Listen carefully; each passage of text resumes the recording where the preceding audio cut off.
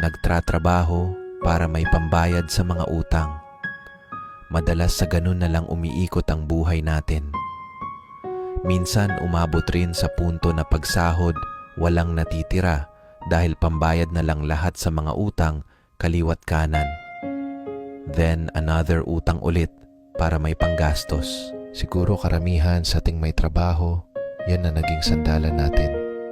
Minsan kapag may emergency, kapag may gusto tayong gamit na hindi afford ng cash, yan halos yung mga rason. Hindi kasi natin na-realize na doon na lang umiikot ang buhay natin dahil sa alam natin na may trabaho tayo at kaya nating bayaran. Pero hindi lahat ng utang ay nakakasama.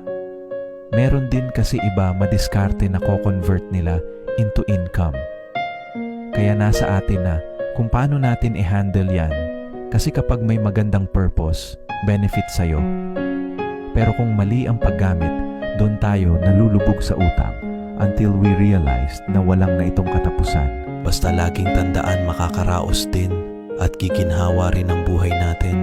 Basta tuloy-tuloy lang tayo at doble sipag pa para sa mga goal natin sa buhay. At nasa mindset na lang din natin yan. If you want to change your life, you have to change your mind.